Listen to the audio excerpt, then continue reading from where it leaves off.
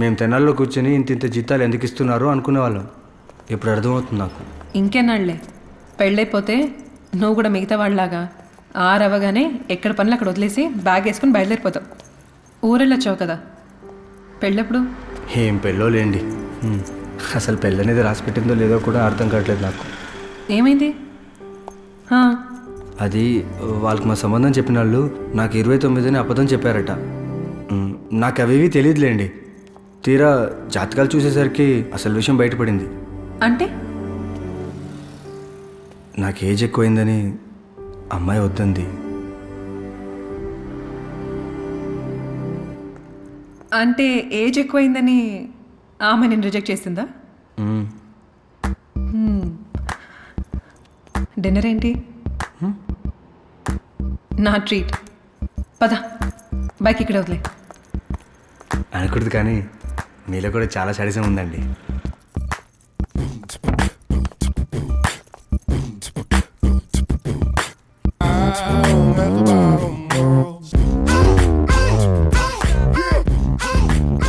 పద, నేను ఇక్కడే ఉంటాను.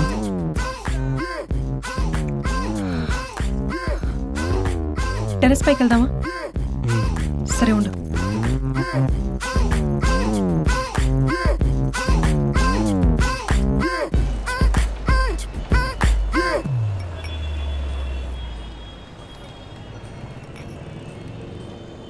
Cheers. Cheers.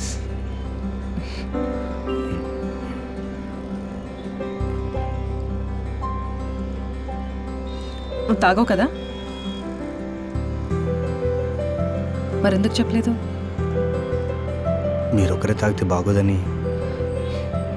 అబ్బాయిలు కంపల్సరీ తాగాలని, అమ్మాయిలు అసలు తాగకూడదని ఎక్కడా లేదు.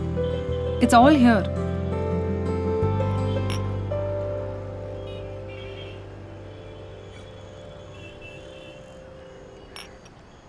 ఏం ఆలోచిస్తున్నావు? అది కింద మీ ఫ్రెండ్స్. ఓ అదా. ఈషా నాకు బెంగళూరులో పరిచయం. అప్పట్లో స్విమ్మింగ్ క్లాసెస్కి వెళ్ళేదానిలే. మనీష్ తన బాయ్ ఫ్రెండ్. 1 yearగా ఇద్దరు లివిన్లో ఉంటున్నారు.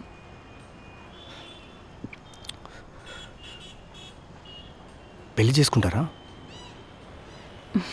ఏమో, అయినా ఇద్దరు మనుషులకి ఇష్టమైతే ఏది తప్పు కాదు రామకృష్ణ. మీరు భలే తెలివిగా మాట్లాడతారండి. మిమ్మల్ని చూస్తుంటే అమ్మాయిలు కూడా ఇంత తెలివిగా ఉంటారనిపిస్తుంది. అయ్యయ్యో భలేవారే, నేను అలా అనలేదు. మంచిగా కాంప్లిమెంట్ అనుకోండి. సో మొత్తానికి అమ్మాయి చేత రిజెక్ట్ చేయించుకుని మరీ వచ్చావన్నమాట, అంతేనా? అమ్మాయిలు అయితే ఏంటండి, వాళ్ళకు కూడా ఇష్టాలు ఉంటాయి కదా. నేను గొప్ప అందగాడినేం కాదని నాకు తెలుసు. 33 ఏళ్ళు తెనాల్లో తప్ప ఎక్కడా లేను. డబ్బులు కూడా పెద్దగా ఏమీ కూడబెట్టలేదు అనుకోండి. అలా అని చెప్పి నన్ను నేను తక్కువగా అనుకోనండి. ఎందుకంటే కష్టపడి పని చేయగలను, ఉన్నంతలో సంతోషంగా ఉండగలను. నా లోపల నాకు గుర్తు చేసే అమ్మాయి కన్నా నాతో ఉన్న దాంట్లో సర్దుకుపోయే అమ్మాయి వస్తే చాలు, హ్యాపీ.